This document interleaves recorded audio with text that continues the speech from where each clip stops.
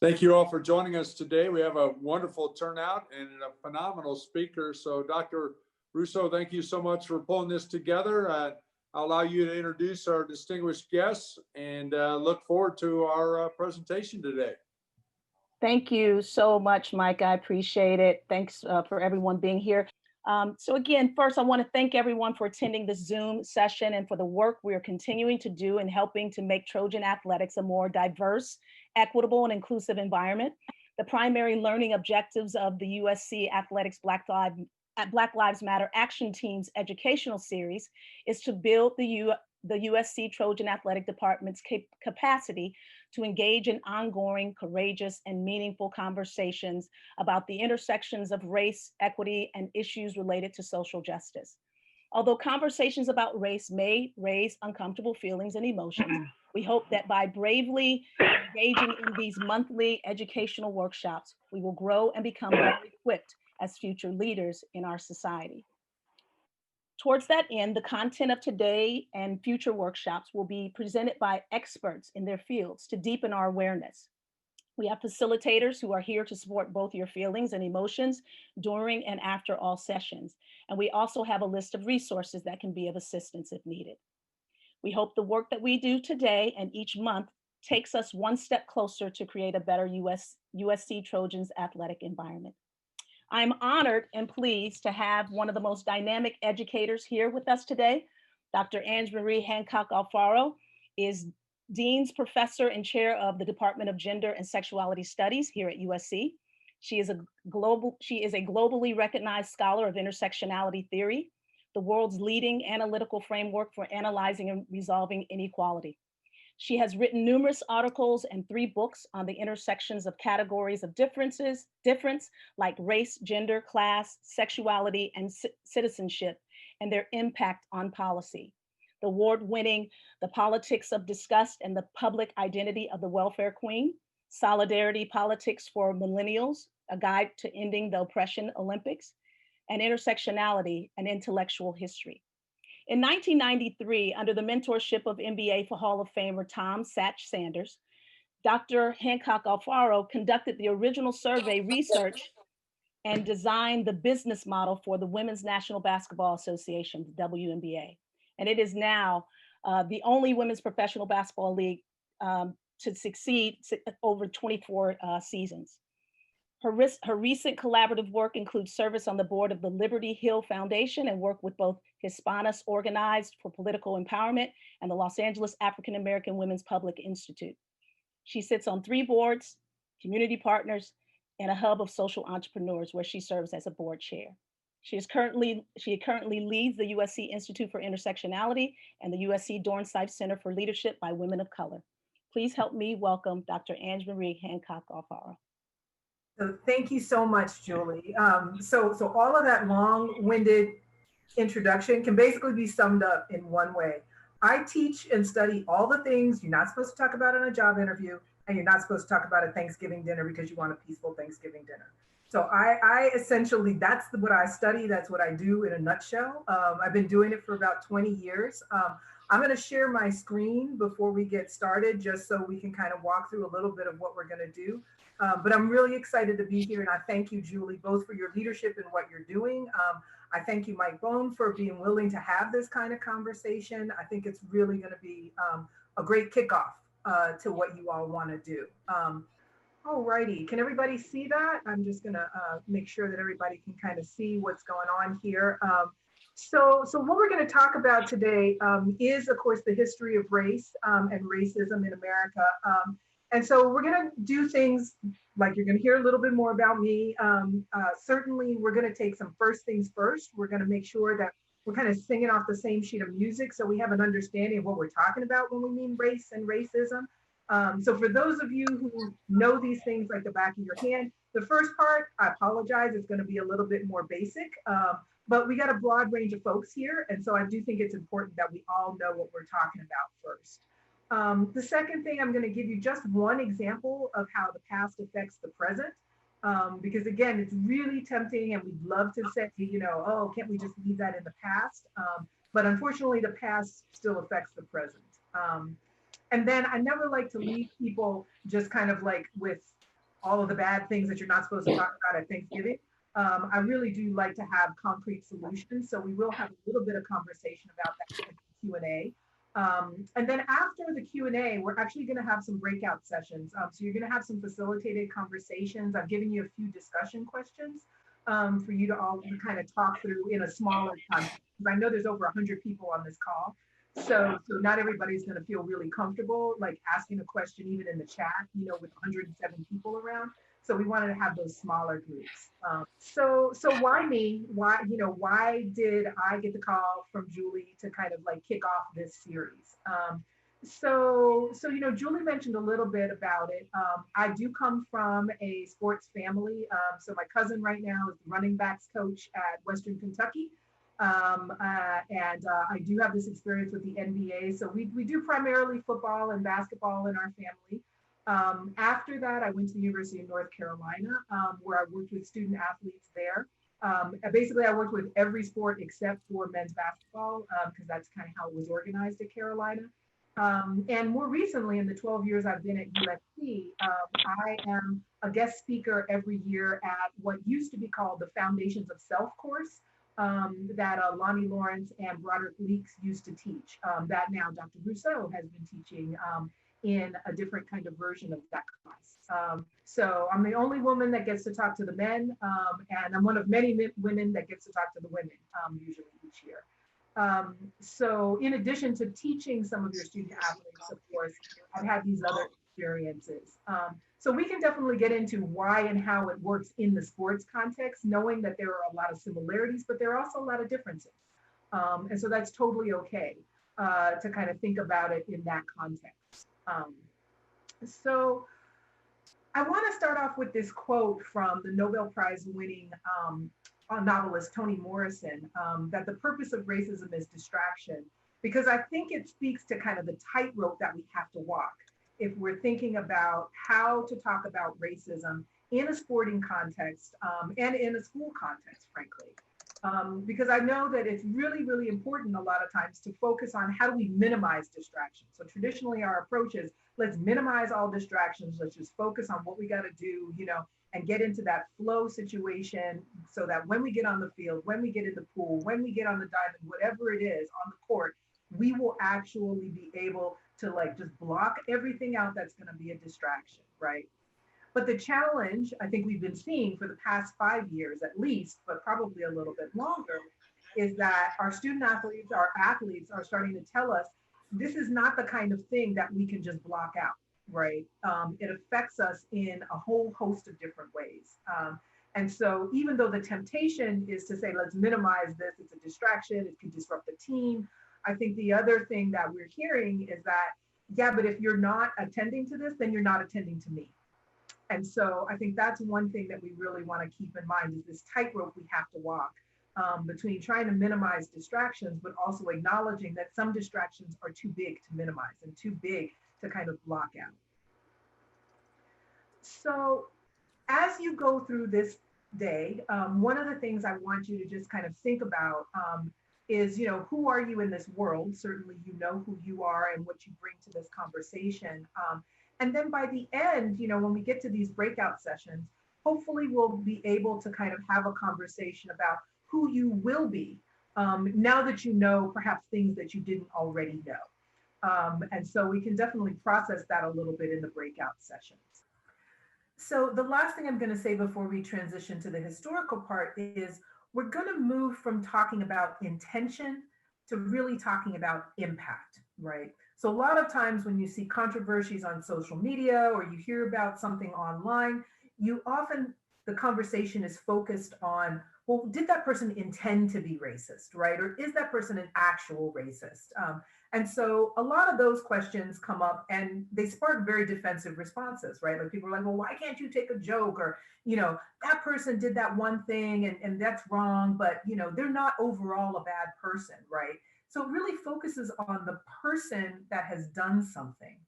And what I want to transition us to thinking about is thinking about the impact of someone's behavior on the person who experienced it. So rather than debates about, well, is this person racist? Like we're going to talk about Thomas Jefferson. Is Thomas Jefferson a racist? That's not the conversation we really want to focus on, especially in 2020. He's been dead for 2 centuries. But we really want to focus on what's the impact. So what's the impact of his behavior? What's the impact of what he wrote, both in the Declaration of Independence and in other books like the Notes on the States of Virginia that we're going to talk about, and how that has an impact even today. So we're going to really focus on the impact of people's actions, the impact of institutions. So let's transition briefly to this kind of like, let's get all on the same sheet of music. So when we're talking about race, when we're talking about racism, when we're talking about structural racism and racial trauma, we mean very specific things. And so again, it's really easy to go online. You can go down a YouTube rabbit hole of a host of conspiracy theories, but these are the 4 definitions that are commonly shared by almost every social scientist that studies these topics. And so again, there's a common definition, and then there are, of course, lots of different personal opinions.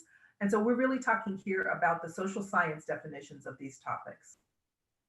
First, in terms of race, race is a socially constructed concept. So what does that mean? That means something very similar to if you've ever seen the movie The Matrix. But what it really means is that that concept, right, did not exist in the same way prior to the enslavement of people of African descent. Yes, there were people of different nationalities. Yes, there were people of different ethnicities, but the concept of race itself really solidified in the 1700s. And it came out of a desire to rationalize the enslavement of people of African descent. And so we'll talk a little bit more about what that means in terms of the examples I have. But when we're talking about race, we're talking about the idea of someone's physical appearance, their phenotype, what color their skin is, what kinds of physical features they have in terms of their face, right? We're talking about those phenotypical features of someone. And then we're talking about what society does to define what those features mean. So because you have dark skin, what does that say about your intelligence? Because you have dark skin, what does that say about your athletic ability?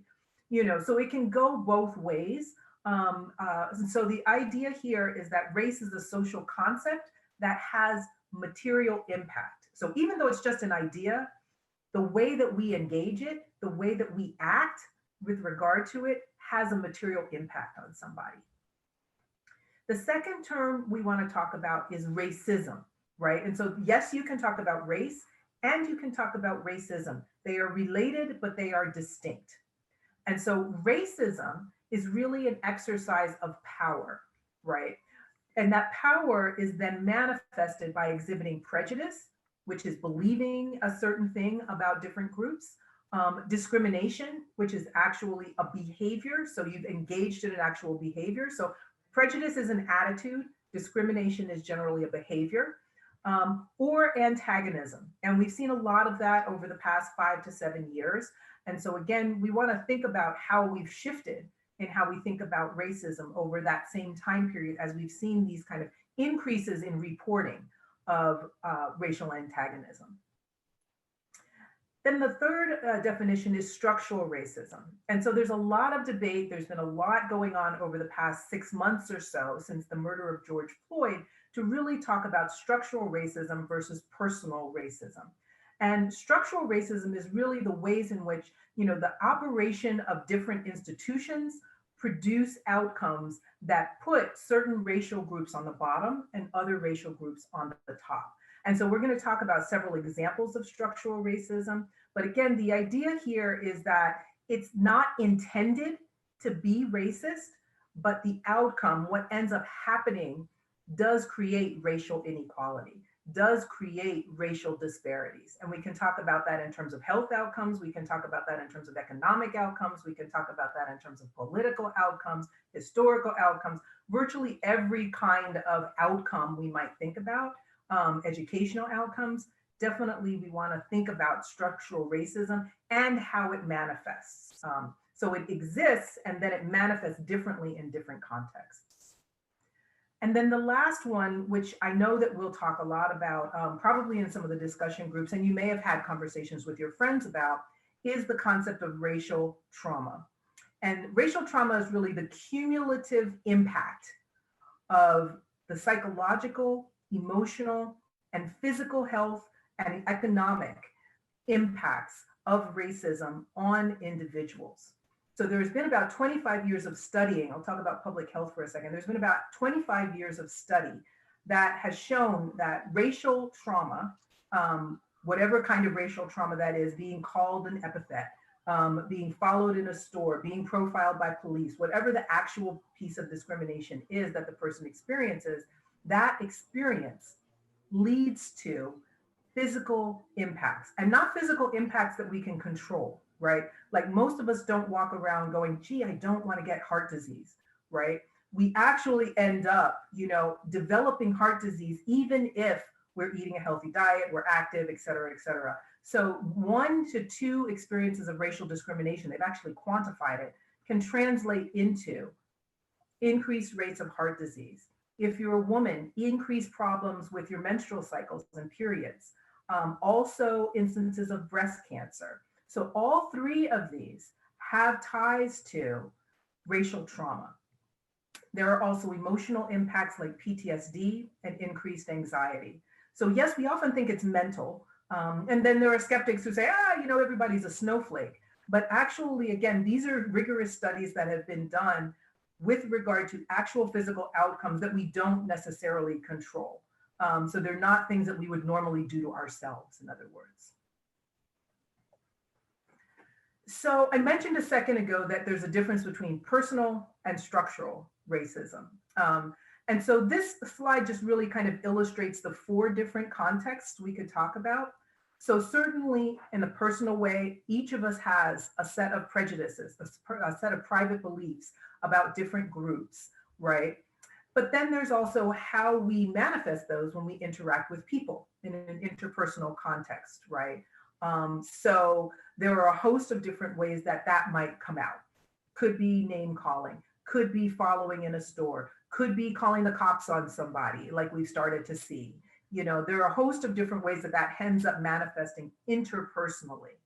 And then the other pieces that we want to think about, especially as we think about the athletic department, what it means to be a student athlete at USC, is that there is an institutional context, right? So USC, yes, we are the Trojan family, but there is this institutional context that talks about when there is discriminatory treatment, what are the policies that are put in place to actually protect people when they happen.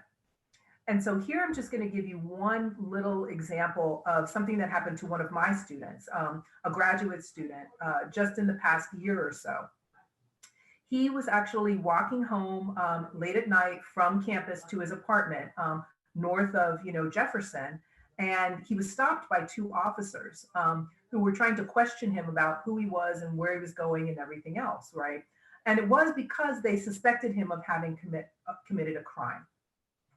So the situation escalated in the sense of he was answering their questions and then he was really ready to go and didn't understand why he was continuing to be detained.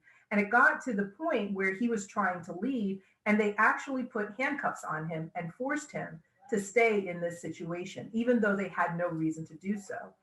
And so in that situation, of course, he was eventually released and he ended up filing a complaint.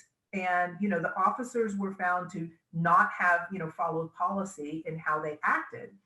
But the one thing that my student wanted, it wasn't money, didn't want to sue, didn't even want the officers to be fired, or anything else. He just wanted an apology. Just an apology, just a sorry. And our policy at USC allowed those officers to say, nah, we're not going to apologize. We weren't intending to be racist, and why would we apologize? And so here, I want you to focus on the idea that there was an institutional policy that didn't really focus on the impact on this student. Instead, it focused on whether or not there was this intention of the police themselves.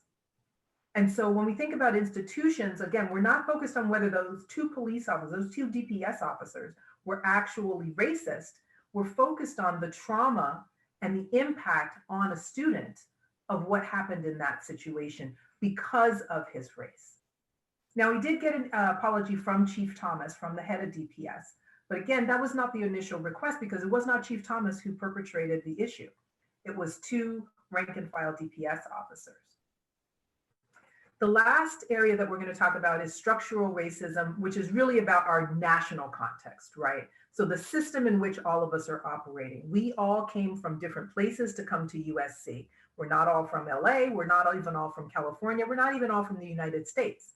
And so again, thinking through that structural piece is really thinking about at the national level, what are those public policies? What are those institutional practices that happen that perpetrate racial inequality? So I'm going to give you two examples of the connection between the past and the present. And the first one is, you all probably know the guy on your right-hand side, Thomas Jefferson, our third president of the United States. Well, as I mentioned, Thomas Jefferson, author of the Declaration of Independence, our founding document, right, in addition to the Constitution, actually wrote a book called Notes on the State of Virginia in 1787, where he talked about the idea that, again, Black people are not as intelligent, not capable of certain things. And so the quotation here, I'm not going to read it to you directly, you can read it for yourself, but here he's talking about Black poets and saying that it's not actually possible for a Black person to write poetry. Now, of course, there are a lot of people who would disagree with that in 2020. So the point is not, was Thomas Jefferson right or wrong, but the fact that he was a founding father who had a lot of power, became third president of the United States, wrote the Declaration of Independence, etc. His words carried a lot of weight.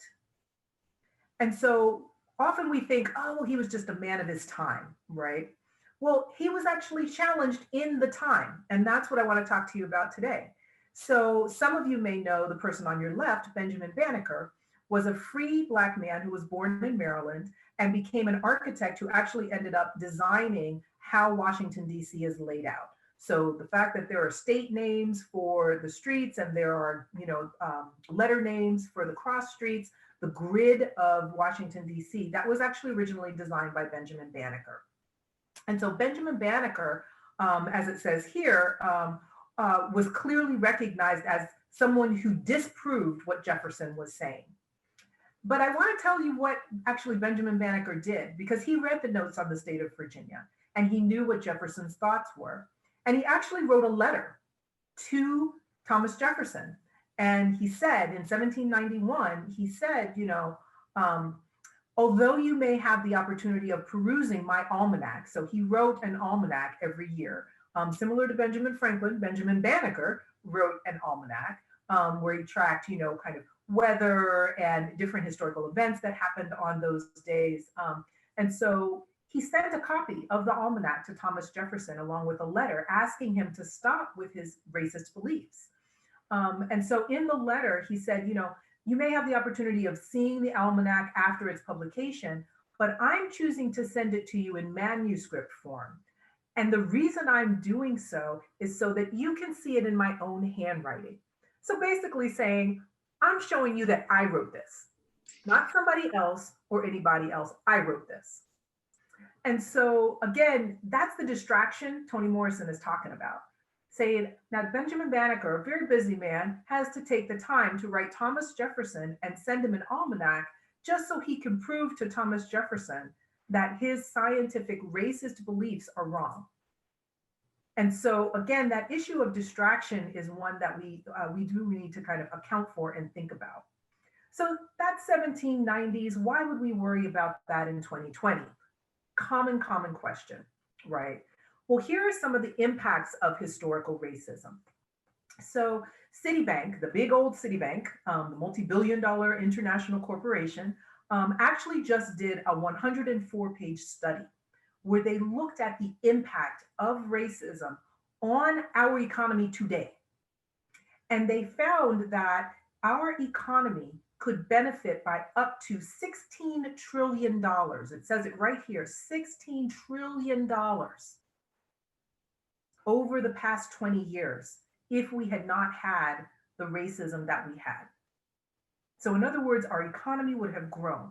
And again, when we talk about an economy growing, we're not just talking about the economy for Black people, we're talking about the economy for everyone growing over those 20 years.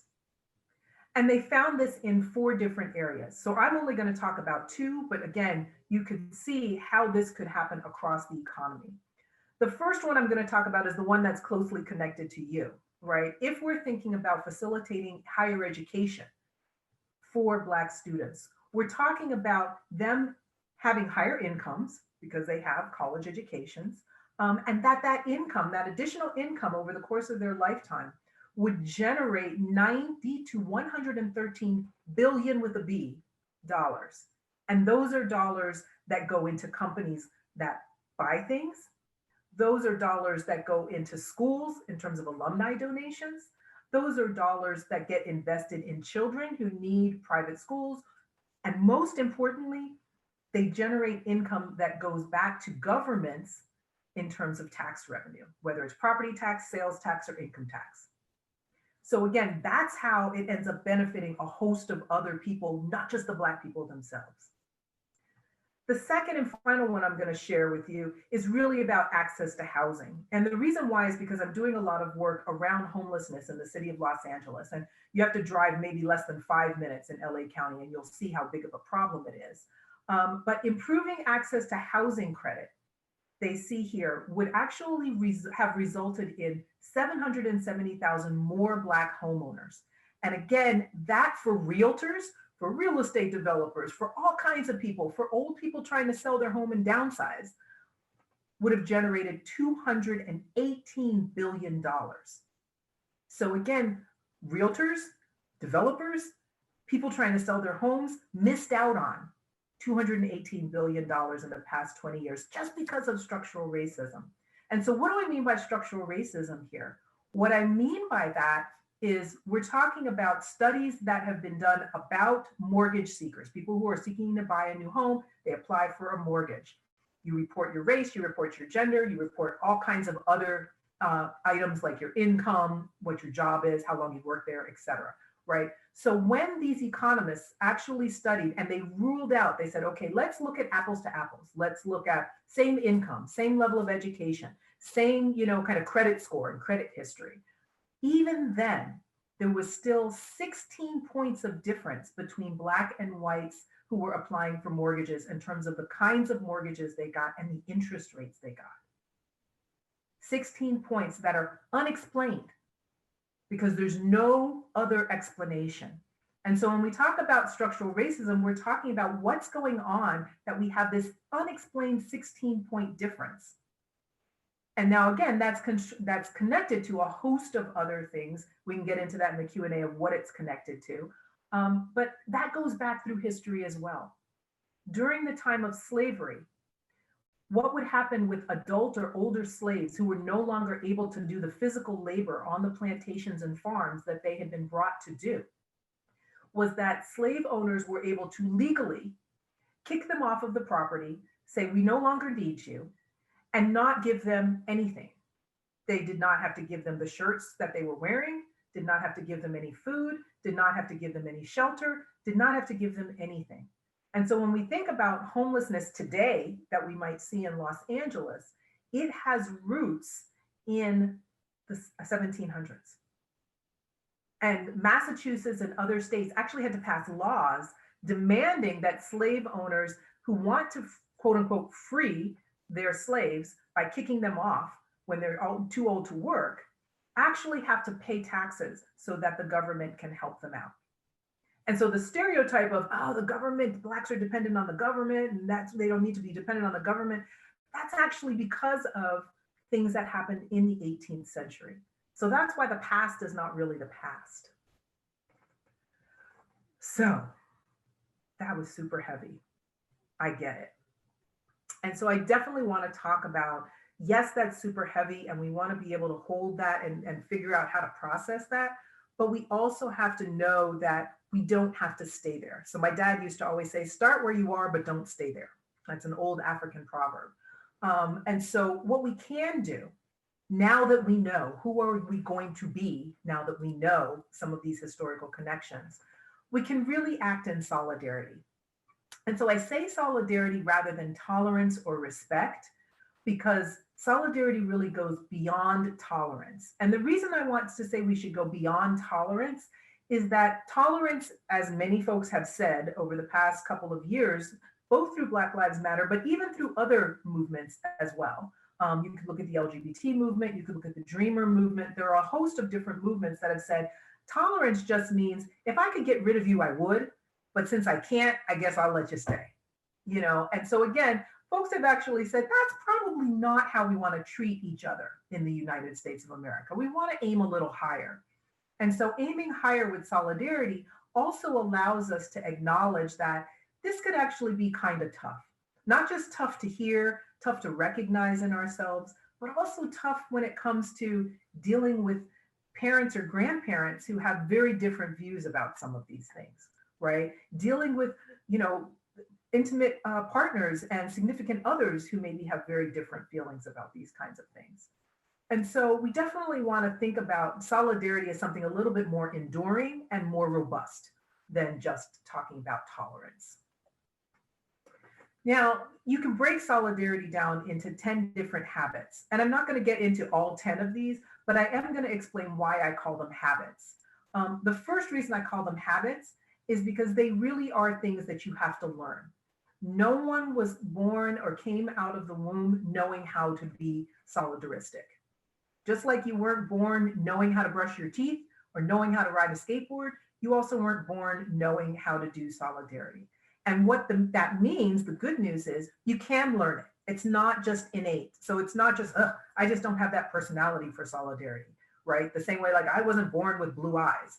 No, you can actually learn it. And then the other thing that's important about it being a habit of solidarity is that if you don't succeed the first time, you get back up on the skateboard and you try again. You get back up on the bike and you try again. You step back into the batter's box and you swing again, okay? So this is what we're talking about when we're talking about solidarity. We're not always gonna get it right, but we need to try and we need to learn. And so part of what we're talking about here is also offering and creating a space to give each other grace, to try and fail. Not in a way that's gonna like excuse what's happened, right? But in a way that says, I get that you in that particular moment is not always going to define you for the rest of your life. And so I have an example about Kobe Bryant, but in the interest of time, I'm going to skip through that, but we can talk about that in the Q&A. So of course, it's going to be important to think about whether or not you're actually ready. Maybe this is all too much and you need some time. The other thing to think about when we're thinking about solidarity, when we're thinking about learning about these issues of race and racism, is to really know yourself, have some intrapersonal intelligence about yourself, to really understand, where am I in this process? Do I still need to learn more? Am I ready to kind of like get out there and wear the shirts and, and be in the PSAs that are going to talk about, anti-racism? And if you're not there yet, the best thing to do is not try to be somewhere you're not. Because again, it's far easier to get too discouraged and then quit completely, right? So again, if you're in gymnastics, you don't start with aerials and handsprings. You start with how to do a front roll, how to do a back roll. And so again, the idea here is we want to make sure that you have steps and entry points, right? And again, we're going to talk about what that looks like. And everybody is in a different place. So you are going to encounter sometimes resistance in yourself from others, but you need to push past that ambivalence. And so that's why you give yourself the grace and you give others grace to actually know that we're all trying to get through this in process, and that not everybody needs to do the same job in a social movement or in the growth. Not to say those jobs don't need to get done, it's that some folks are suited for some of those jobs better than others. And we can talk more about that in the Q&A, specifically with regard to how we hold each other accountable.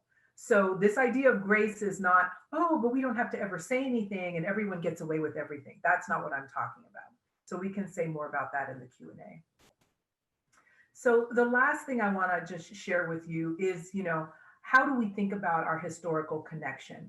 And this slide just really shows, and thank you to Dr. Lipscomb for sharing it with me. You know, this really just shows that there is a process to becoming anti-racist. It's not a you wake up one day and all of a sudden that you're anti-racist and you know everything, right? That's not true even for people who are members of racial minorities, that they don't wake up one day and know everything. And so again, there really is this kind of process, and you want to think about people being in process, including yourself. So I'm going to pause there, and happy to answer any questions. Again, if you want to throw them in the chat or if you want to raise your hand. I'm also going to stop sharing my screen right now, just so I can see faces. And I thank y'all for listening. Yeah, I'll jump in with a question. First off, thank you so much for the presentation. You touched on at the end something about accountability, and you know, to me, there's levels to that. Obviously, you know, I play baseball here, so on the baseball team, like I could hold a teammate accountable for not hustling or having a bad attitude, whatever it may be. But on the topic of racism, you know, a lot of people who are racist don't, you know, whether it's the way they were raised or it's just what they believe, they don't believe it's wrong. And that's why they are racist. So then it's a whole nother level of not only do I have to say something and confront them about, you know, their behavior, but then it's also like trying to convince them that it's wrong. So what kind of advice would you have on that next step of, like, if somebody's not hustling and I call them out for not hustling, like they know it's wrong, I know it's wrong. But if it's racism, I know it's wrong, but they may not believe that it's wrong. Yeah, I think, you know, you raise a really good point about how to be, you know, again, in that solidarity kind of mode and knowing, you know, that something is wrong. I think there are a couple of things you can do. First and foremost, you know, thinking about one particular moment in someone's life. So you're calling them out on, say, a racist joke they told or something like that, right? So they said something and you say, dude, man, that's, you know, that's totally racist. I'll, you know, don't say that around me, you know. I want you to know that even that response is sufficient. So yeah, you could go further. You could try and convince them that it's wrong. You could, you know, send them links to all kinds of really cool videos so that they could explain, you know, get the explanation and everything else. And the reason why I'm saying you don't have to is not because it wouldn't be good to do so, but because when it comes to these kinds of issues, and this is true in sexism, this is true in a whole host of these kinds of issues, you have to meet people where they are. And one of the good things about being a teammate or being a team captain is that you actually can use your position, right, to kind of model the appropriate behavior. So just as you model the appropriate behavior in hustling, right, you know, so I used to play basketball, right, and so yeah, my captain had to actually, you know, hustle us down when we were running suicides back and forth, you know, and she led us, you know, and that's why we were like, oh man, I guess we shouldn't, you know, we shouldn't slack off, right? So you can also do some of that as a team captain, as a senior teammate, you know, just kind of modeling that that's not the kind of behavior, that's not the kind of conversation, you know, that should be shared on a group chat or should be talked about in certain areas. And so I think you can do it in both ways. You can call it out, but you can also do it by example, right? And make clear that, you know, this is how I lead. This is how I'm, you know, calling somebody out for doing something. Thank you for that question. That's a really good question. Thank you. I think we also have a question from Joy MacArthur. Hello, again, I wanted to reiterate thanking you for coming this evening and speaking to us. I think it's very important that we have these kind of discussions, as a lot of times these are discussions that we never really want to have with people outside of our family, sometimes don't even want to have it with the family.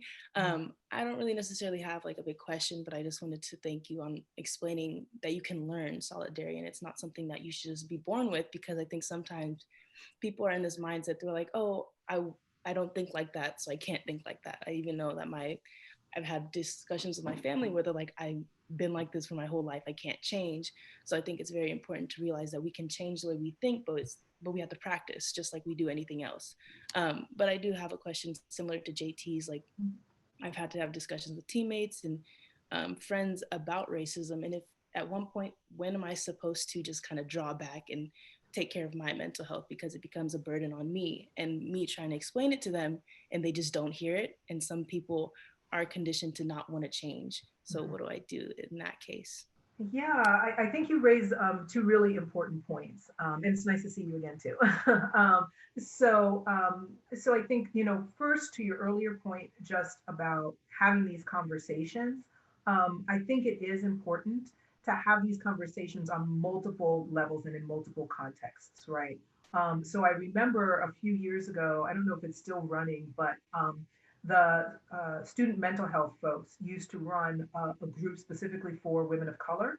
And it wasn't a group to provide therapy per se, but it was more of a support group in the sense of, you could come and you could share what was going on, and you'd have people who had similar enough experiences. They could like kind of do the things of, you're not crazy. This was totally jacked up. And, now let's strategize about how to deal with it. Right.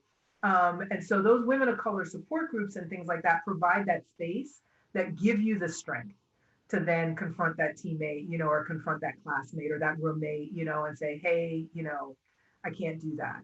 So I do want to say that there's a value to some of those spaces. Sometimes people think of those spaces as too exclusionary, or, why are they trying to segregate? And I think the emotional, and the research shows, the social support and emotional support that they can provide actually speaks to why they're necessary, right? Now, they're not an all encompassing solution, right? So at some point you are going to have to talk to somebody who doesn't look like you, or it has a different view from you.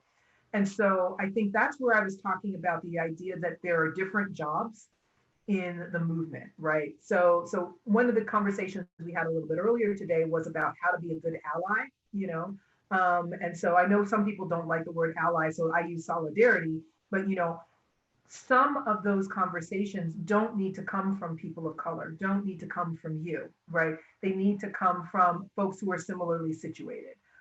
So I have this one comedian who I like a lot. I can't remember his name right now, but he bills himself as like essentially a redneck comedian, right?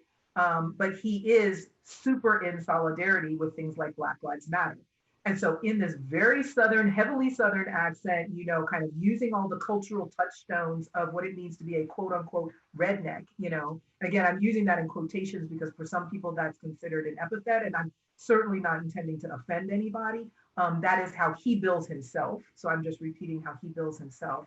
And so the idea here, though, is that he's speaking to an audience. Yeah, he's speaking to me, but he's also trying to reach a cohort of people who might never have these kinds of conversations, right? Who might never think about some of these kinds of conversations. And so I do think that in terms of different jobs, it should not always be your job. And so you should absolutely, Joy, feel empowered to say, you know what? I'm good right now with having, conversation 1 and conversation 2, but conversations 3, 4, 5, and 6, they really need to happen with somebody else, And so whether that's a team captain, whether that's a coach, whether that's, someone in, academic athletic affairs or whoever it is, SAS, it can be whomever, but you don't have to take on that burden completely yourself. It is okay to say, you know what, I've said it twice, I'm good, and it's not my job anymore. Because again, what you're talking about doing is building up, right? So you're building up that boulder at the top of the hill that eventually will roll down the hill and create an avalanche, ideally, right? But you're just one pebble of that boulder, Each conversation is just one pebble of that boulder, and we should not expect or hold ourselves to a standard where we're going to have the one conversation, We're not all going to be Nate Boyer talking to Colin Kaepernick about taking a knee, that we're not all going to have that level of impact right away. Thank you. Sure, thank you. Sort of along the lines of the question that you were just asked, as someone who inherently has racial privilege, but who wants to be an ally or, as you said, practice these habits of solidarity, how do you seek out the opportunities to further educate yourself by talking to someone who has experienced racism without being insensitive to that person's experiences? That's actually a really good question. It's okay, I call you Claudia. Yeah, I really appreciate that question. So one of the things that we often recommend when someone has kind of said, hey, I want to educate myself, is to be very sensitive to how much you're relying on the people around you who have that identity, right? And so thank God for Google, of course. But I think the other thing to think about is this is where you really have the benefit of a USC education, right? So that you really can take a class, you really can get a syllabus, you can really read, and learn yourself, and then have those conversations with close friends or close teammates, once you've done a little bit of learning to process. Because I do know that, and this is, I'm not a psychologist, I'm a political scientist, but so this is self-report from students, they have definitely told me that they experience a certain amount of exhaustion when they're a member of a racial or ethnic minority group, with having to constantly kind of explain, okay, this is why I only wash my hair every other day, or this is why, I really don't want to walk home late at night, I'd rather take a campus cruiser, no, not because I'm, scared of getting mugged, I'm scared of getting stopped by the police, and so those kinds of things can be very exhausting. And so I'm glad you, kind of showed that interpersonal intelligence to say, maybe I can take on some of that, as my responsibility. Thank you. Sure. So here's my Kobe Bryant example. May he rest in peace. So my Kobe Bryant example is actually from gender, but it will make sense here in this context. So often, again, this is 2020. There's a lot of cancel culture going around, right? So the instant you do something wrong in this area of race and racism, not only can it be recorded and then go viral, people never let you live it down. They never give you like a second chance. And so, when Kobe Bryant passed away in January, I do a lot of work in gender. I do a lot of work around sexual assault. And there was a certain segment of folks, for those of you who don't know, Kobe Bryant early in his career was accused of sexual assault, arrested and tried actually, in terms of sexual assault. And so there were a cohort of people, this was now 20 plus years ago that happened, who on the time in the event of his death actually still only remember Kobe Bryant as that person who was accused of sexual assault, right? And so I don't want to minimize that in any way, shape, or form, or in any kind of context, right? The harm that could cause. That said, Kobe Bryant himself spent the next 20 years doing a series of things designed to educate himself, to Claudia's question, and also to show how much he had a different kind of changed attitude about women in particular, right? And so one of the things he did, again, not to excuse whatever happened in that hotel room, and where there were two people there, and those are the only two people who know for sure. But one of the things he did was to get very involved in the support for the WNBA and women's sports, to the point of mentoring female athletes, to the point of investing in them, in ways that, again, you would not have expected. In fact, he was one of the first people to do that, right? So, when you see LeBron James saying that he's now a fan of the WNBA, Kobe did that first. And so I'm not trying to, again, I don't want to, and I want to be really, really careful and really, really clear about this. Sexual assault is wrong in every single context. There is never a time when it is right, okay? And to the degree that that's what happened, right, we have to acknowledge that as a part of his legacy, and a huge part of his legacy. The argument that I'm making in the example is that Kobe was also a lot of things after that particular moment, where he did learn. Some people never learn, right? Like, I'm not going to make this an R. Kelly example. I am going to make this a Kobe Bryant example, because they had two very different responses. And I think that's really important to acknowledge, right? So yes, there are some people who never learn. So some of Joy's relatives, some of my relatives, may never learn and may never do things differently, right? But Kobe Bryant was somebody who really did intentionally try to do things differently. And so we have to think about whether or not that person should be completely canceled because of that one particular thing, or whether we should acknowledge it. So I'm also not saying ignore it. We should acknowledge it and say it was part of a more complicated, full human being. Well, thank you so much, Dr. Amha. We appreciate you being here and giving us this very informative and meaningful conversation, really, and educational opportunity to understand the connections of the past and how that informs our current, lives that we're living. And it's just been very informative. And so what I want to encourage the group is as you transition and as we all transition to our breakout rooms, it can be hard to hear a lot of the information discussed, especially if this is your first time hearing it in an extended detail. What did you see? I want you to think about what you saw, what you heard or noticed about your own reactions during the presentation. And so as we're transitioning into our breakout groups, I'd like for us to just take time to think about that. I'm going to put us in breakout groups, and those breakout groups, you will be in your breakout group, and then our facilitators will join you in the breakout group. And so there'll be a moment where a facilitator will not be with you, but they will join you right away. And so if you give just a minute as you ponder on that question and as you prepare for your facilitators to join you. Again, Dr. Amha, we so appreciate you. Solidarity, and it's a part of the process. So let me begin making these breakout groups, and they'll be 30 minutes.